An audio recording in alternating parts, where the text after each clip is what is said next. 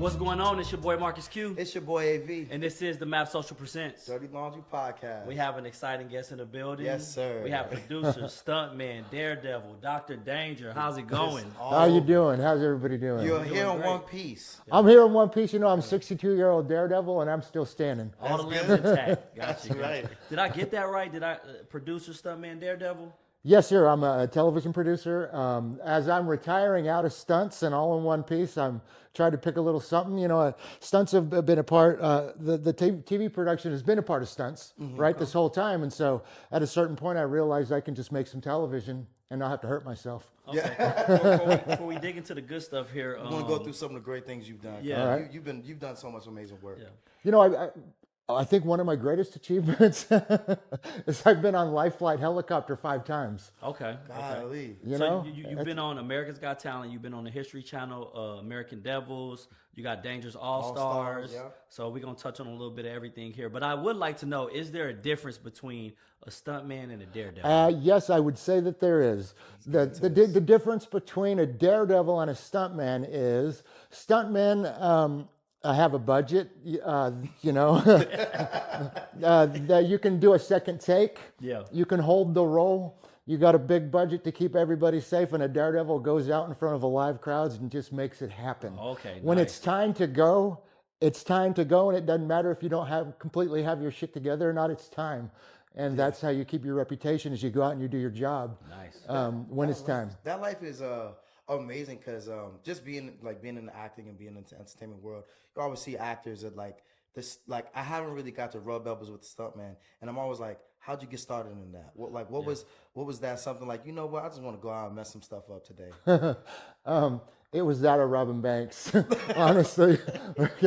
I watched the Bonnie and Clyde movie when I was a kid, and I really wanted to be the getaway driver. Nice. I just loved, he just takes the wheel and they're shooting and he's racing and all that. I just always wanted to do that, right? So I figured it was Robin Banks or crashing cars. So I became a daredevil instead. What was one of the first stunts that you did? I'm assuming that it was just on your own. You just tested it out or what? You know, we did at a certain point. I just knew that was my path, and we just started. I had a wrecking yard, so I had a bunch of cars, and a lot of these cars still ran, but not good enough to sell to your buddy. So we would just crash them, and then we'd crash them right there in the yard, and then I got some shows, and I could take these cars and crash them at a show. Get paid for crashing them at the show, and then go back and still sell the engine and scrap the car. Nice. Was there gear involved? Helmet, safety equipment? Yeah, You just risking it all. You know, it was always safety was always, you know, had to be a part of it. I was in my first car crash when I was about 7. My grandma was driving me and my sisters, and we got T-boned real hard. And it didn't really faze me. I jumped out of the car and went and tried to open the door to get my grandma out. And we got to ride in the ambulance and all that stuff, but it didn't really faze me. And then my next car crash, I was probably 14, and I borrowed one of the cars at the dealership my dad was working at, and crashed it. Okay. Did you do that on purpose to crash? No, I didn't. He was like, No, I got all sideways in the mud and was sliding. The next thing you know, we got the van on its side. It was good.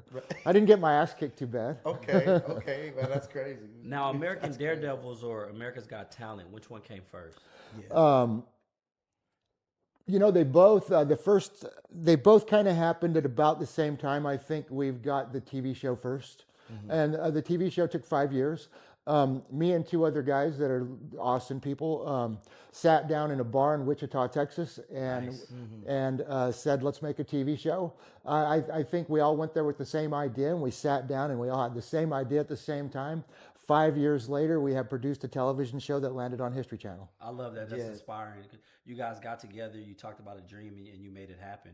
So can you dig a little bit into how that story came to life outside of just the conversation? What was the first step that you all had to take? So the first step that we had to take was, so I brought all the pieces to the show. I brought all the other elements that were a part of the show. And they brought college know-how, equipment, and skills.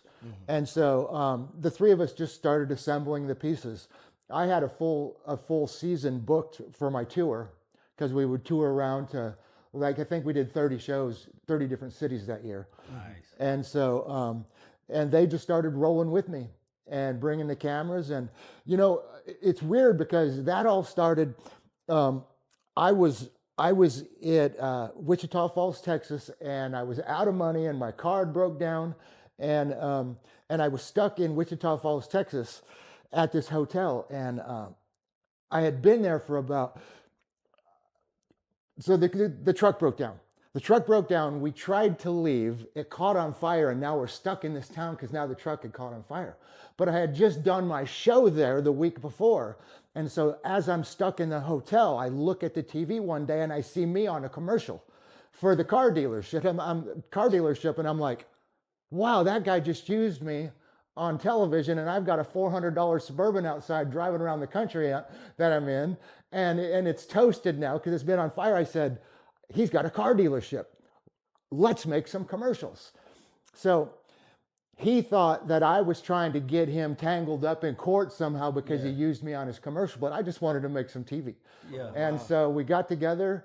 I finally tracked him down. He did everything he could to avoid me. I finally tracked him down. We made a commercial that week.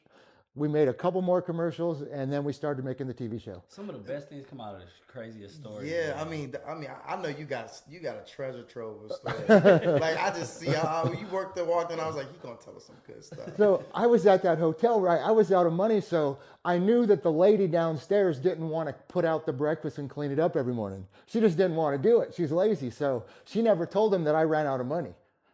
Because I kept coming down in the morning and doing her job. I'd get up at 5 o'clock, come and put the breakfast out, so they never threw me out of the hotel. What? So that's why I was still there when that ad came on, the commercial came on television. That timeline when you was in Wichita, you said, right? Yeah, Wichita Falls.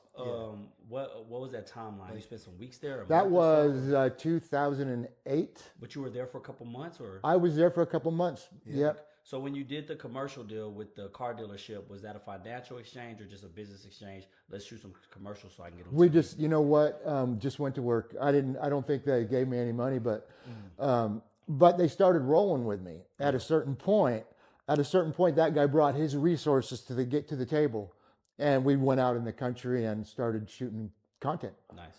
Can you elaborate a little bit? I'm sorry, AV. No, you're good. You're good. Can you elaborate a little bit on what American Daredevils was about? Yeah.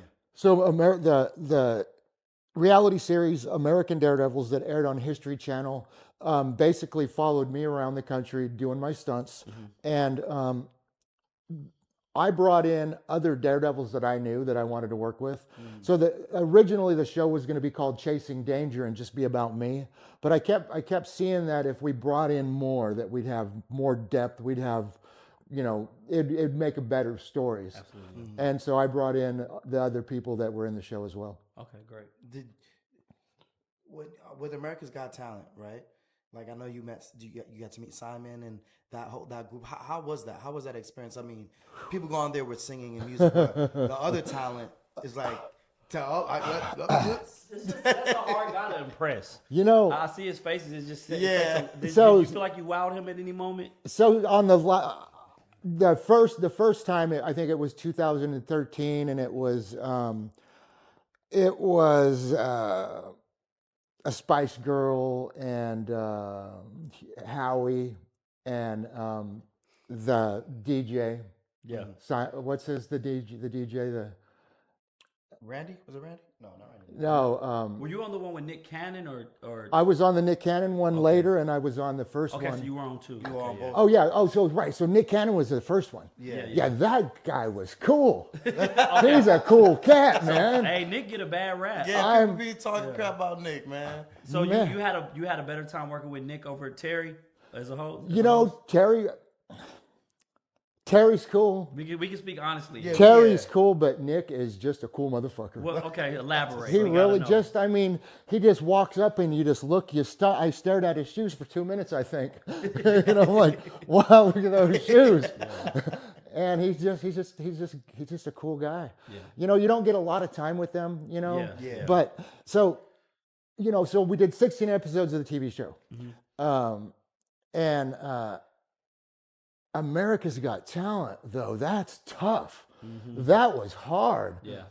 I'm okay in front of the camera and I feel comfortable and stuff there, but when they run you through that, man, Yeah. it's Different. brutal. Audience and everything. And so, yeah, but I never had to audition. They called me 3 years in a row. They called me and they said, "What can you bring?" Yeah. So 3 years in a row, I built this plan, and by the third time I did it, then they said, "Okay."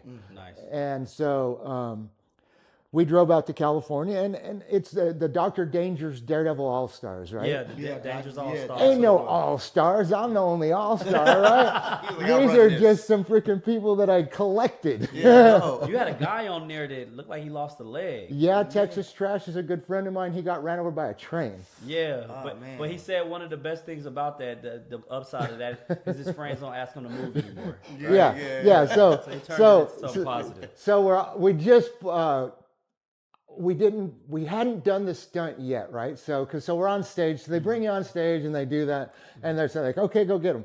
And so that's when Terry, Texas Trash, he says, "Well, honestly, it's the best thing that's ever happened to me."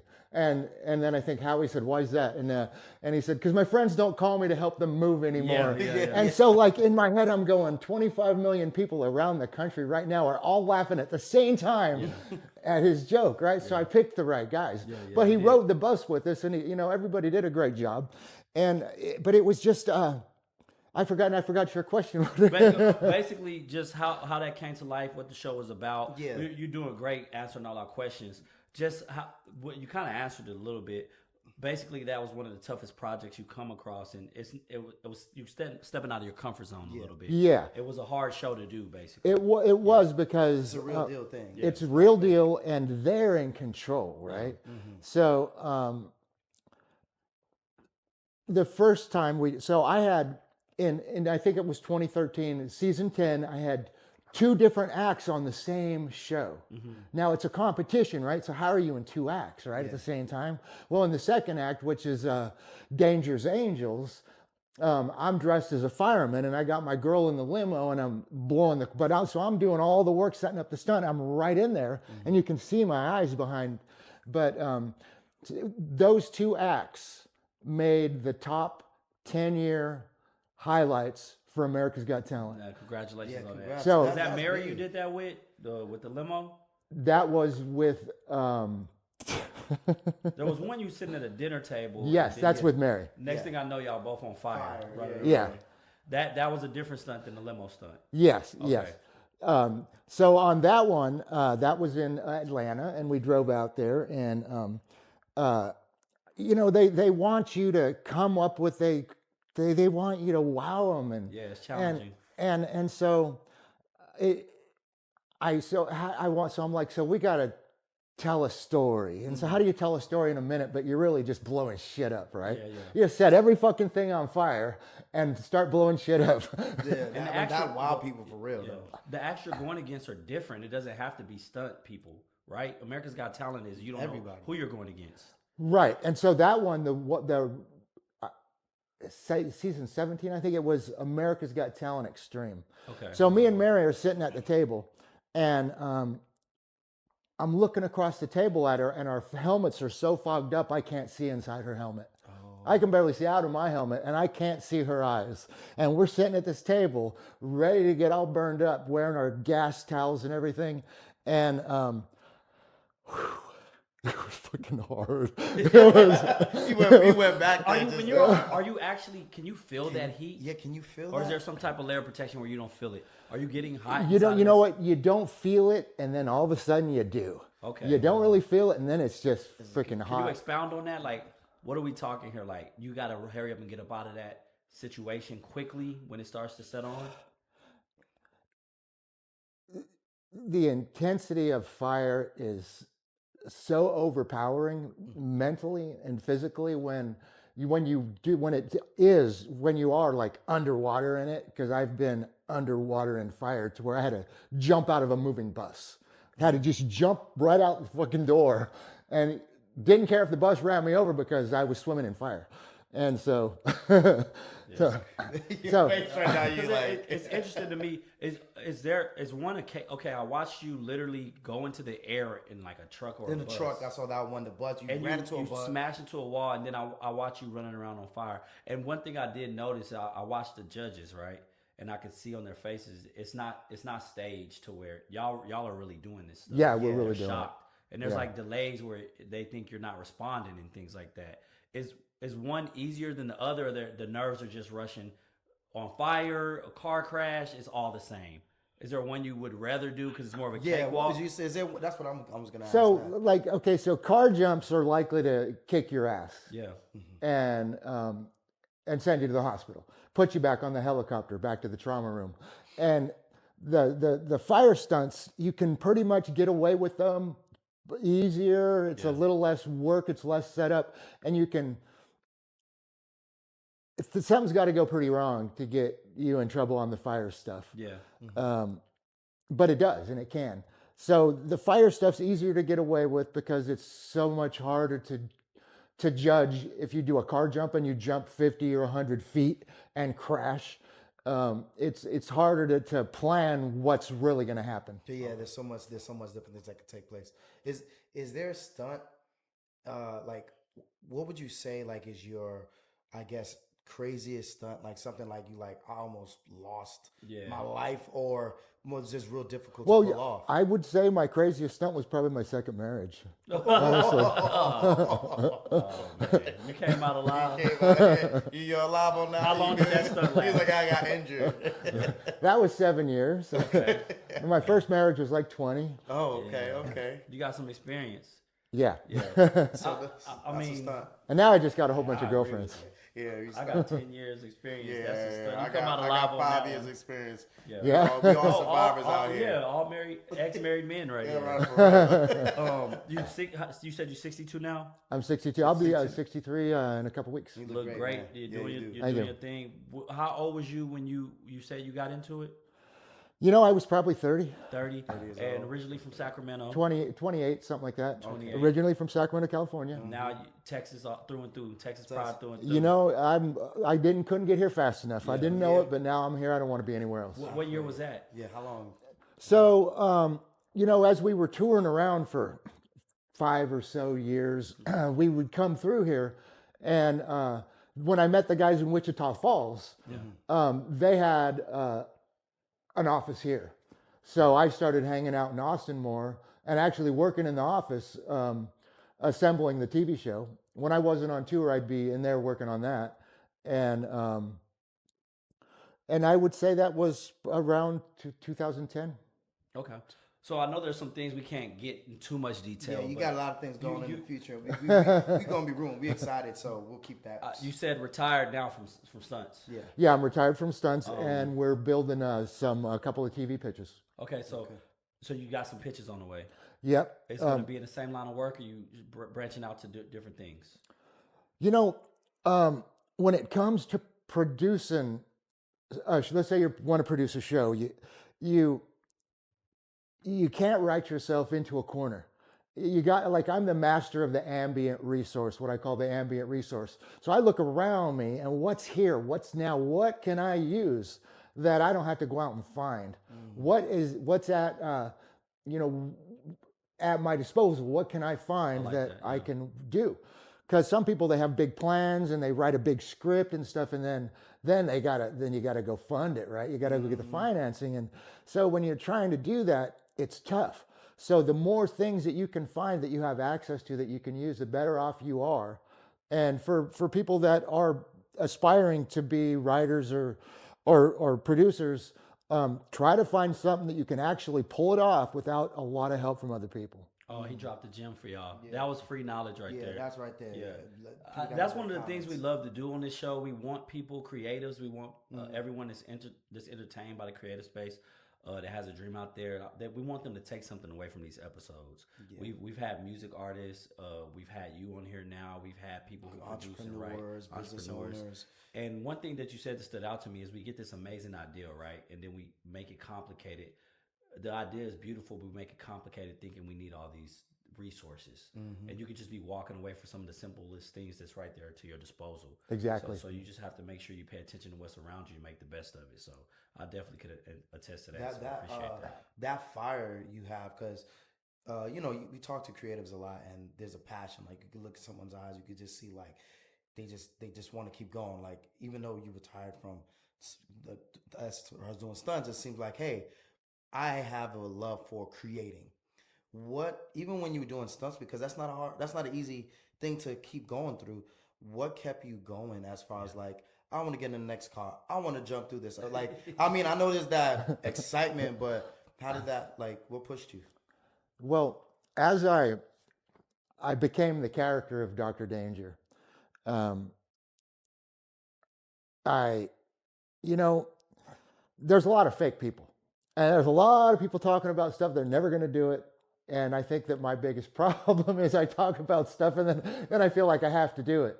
So I would talk about all these great plans I'd have for crashing cars, and I tell somebody, and then I just would end up doing it because I said it. So I kind of like walked myself down that path, and I'm like, okay, here we are. It's time to go through the gate and do it.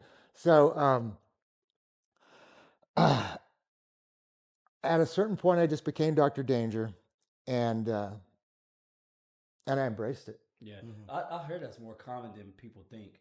In acting or in television or producing, when you become really good at something, I don't know, you start developing and becoming that person. Yeah. Yeah. I don't know if that's a negative thing or a positive thing. I think it's a good thing. Like, I don't know, maybe like maybe I sense certain things, but like we have our friends and families, and like you said, there's a lot of people that's watching you, especially people that's close, and you're like, sometimes they think you're crazy. They think like you're gonna be on, and then it kind of hurts, and it's like, you know what, I'm gonna do this, and I'm gonna keep doing it till you understand that I'm that guy. I this can be real. I don't have the fear that other people have, and and that's towards like the family and friends, because it's like a lack of love sometimes, I guess. Well, you come up with crazy ideas, right? And so whatever it is, I'm going to go be an actor. I'm going to be a musician. We're making a demo, whatever it is. And people just don't believe it's possible. You got these big ideas. And so I kind of wanted to show people that, I'm a crash and burn artist. I call myself a crash and burn artist. It's creative. It's like writing a script. It's like being an actor. It's all of those things. So I'm a crash and burn artist, and I make art, a visual art. And I just kind of, I don't think I ever really expected I'd be on America's Got Talent 4 times. Who would? I don't think I expected I was going to have 16 episodes on the History Channel that I was going to produce and sell. Yeah. I never expected that, but it just kept going. And it's like being on the right path and you don't know why. Yeah. You're not sure how to explain it. Everybody thinks it's stupid. And until they see it. They see it. But then I got to tell you what, when they when they drag you out unconscious out of a steaming pile of wreckage, mom's not real proud of you at that point. Any regrets looking back on some things, or you would do it all the same? I would do it all the same. I had some side roads that along the path of all this journey I had to take. I did 4 years in prison for the feds from being messed up with drugs and mixed up with drugs. I think that, but I wouldn't change that, because what I did there was I had started becoming Dr. Danger. And so then I get in trouble smuggling, and so I go do some federal time, but I'm in a camp, right? And I'm with all these campers, and it's like there wasn't even a fence. Yeah. I escaped 52 times, right? But I always came back, and I brought some stuff just casually. I always casually throwing stuff. And they even knew I was doing it, but I'm a nice guy, right? So they let me get away with it. Were you in Cali then? I was in Oregon, up at Sheridan, Oregon. When you did that stint, the 4 years, was that before you were 30? That I think it was right around 29, 30, right when I went in. Okay, so that was before Wichita. Yeah. Oh yeah. Okay. Yeah. So what I did was So I'm mixed up in all this different stuff, right? Because society is like, they teach us these things through TV and music and all this stuff. And so we learn from that. And so we think that's the cool thing to do. Yeah. So I was mixed up in all this stuff. And it just keeps you distracted from everything, including who are you? Who am I? What am I doing? What do I want to do? So I went to jail and to prison, and it took a lot of time, but I started peeling back the layers. Peeling back that layer and say, you know what? This is all my fault. Peel back some more layers and say, oh my God, look what I've done to my family. Yeah. Peel back some more layers and realize that, wow, this is me down here under all that other layers of bullshit. This is me, and this is what I want to do. And so the only change that I would make through all of that would be the time it took away from my kids. Absolutely. That's the only part that I'd change. Hey, we appreciate you sharing that. A lot of people are ashamed or embarrassed to share stories. You are where you come from as long as you learn from your lessons. It's something that I love to live by. And I've had my fair share of troubles, you know, the AV, but we haven't got to get into my business like that. So when I got out of prison, excuse me, and I just went back to being Dr. Danger, it made a lot more sense because I'm not going to prison for that, right? And I can go out and do all my crazy shit and get my adrenaline fix and all that, and I'm not hauling around $100,000 of somebody else's money trying to not get killed. It's not like it was necessary for that to happen to you, but I feel like you grew out of that. I did grow out of that. You learned a lot. Like you said, peel back layers, and you're like, okay. Well, and that's the thing. Like just to piggyback on what Marcus was saying, like telling your story, like you never know who watches, who come. Like we've been like really surprised and inspired by the type of people and amount of people that come across our content, you know, and them hearing that story. There's probably someone going down the wrong path, right? You know, where it could lead to losing a whole bunch of time with their family or possibly their life, and they hear this and like, maybe that's something I might try out or do. That's why I feel like Dr. Danger is like you said, it's that persona, and it gives off you live in life danger. You taking risks, and way you come more out riskier of than drug smuggling, but it's not illegal. Yeah, The is what? it illegal to do? I said it's way more riskier to be the daredevil than the smuggler, but Yeah, well, nobody's going to shoot me. I mean, it's still dangerous though. so but, dangerous. But hey, Yeah. it's crazy. Like you being your age and doing all the things you've done. I know people that's your age and they're not walking around and having all this type of energy. now with this that you got. vibrant energy now. That's what I mean. Yeah. Well, you know, you learn from it and you move on. Yeah. And I think everybody has that opportunity. I don't think, you know, how far down are you? Yeah, everybody's still got a chance. Everybody's still got a chance, and there's nothing better than seeing somebody fight their way out of it.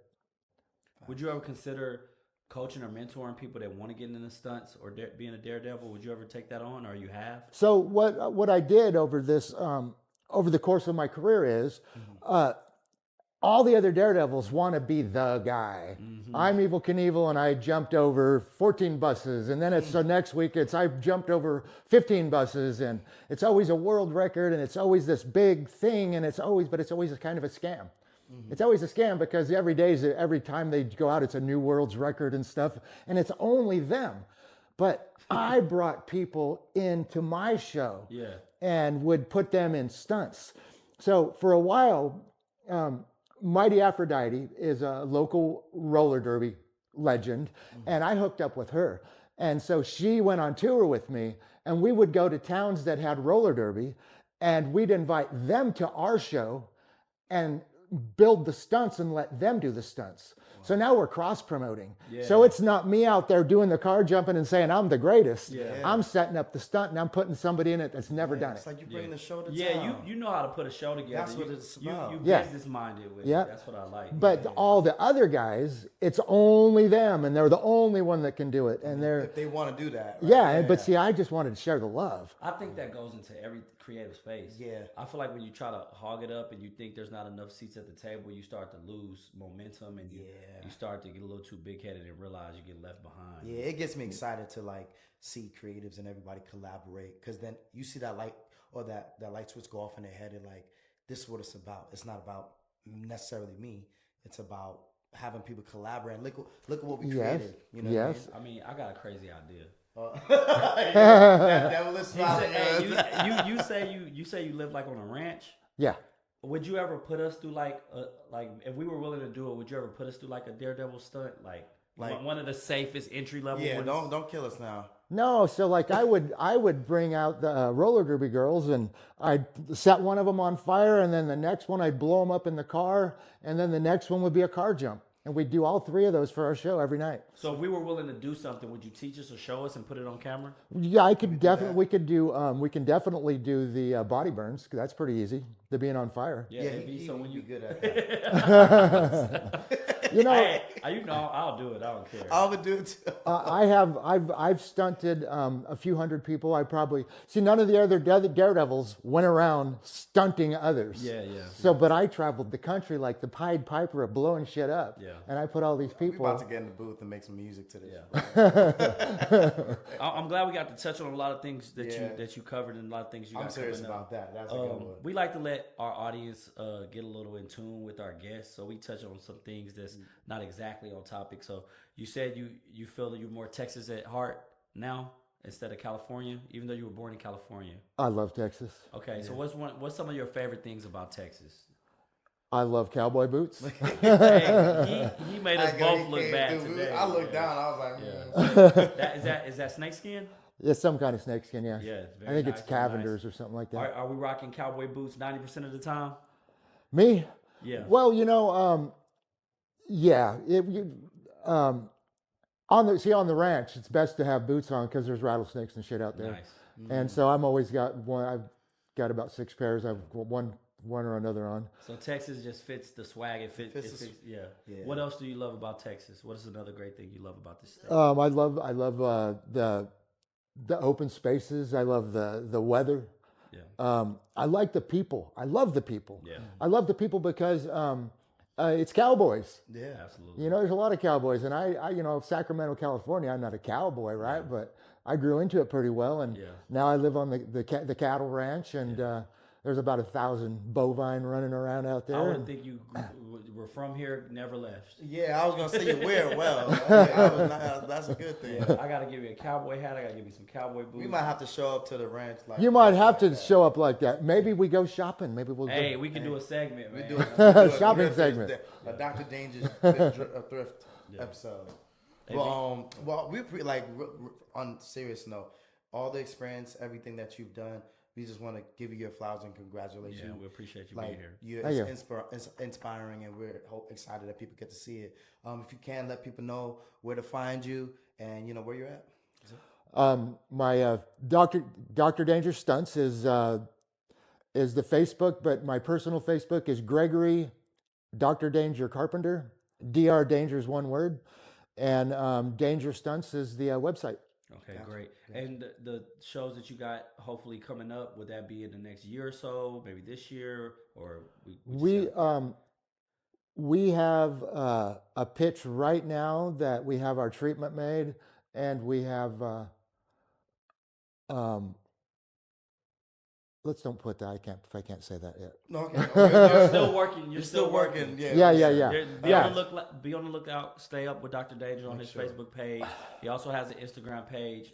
What was it? The Instagram? Because that's where I follow you. It's Dr. Danger Stunts. Dr. Danger Stunts. On the Instagram, I think it's Stunts Danger. I didn't do the Instagram one, but I do the Facebook pretty good. Don't worry, we're gonna plug them both in at the bottom of the description.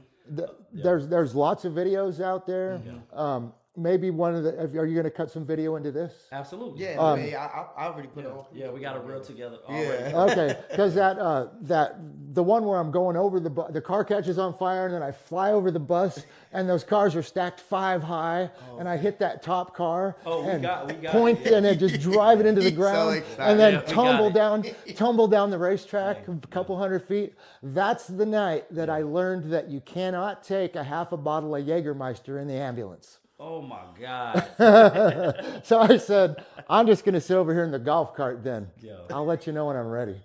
Hey, y'all be on the lookout for Dr. Danger. We'll put his information in the description. Y'all check out his videos as well. This is the Map Social Presents. Dirty Laundry Podcast. Thank you. Map Social. Hey, rock there we and go. roll. Yeah.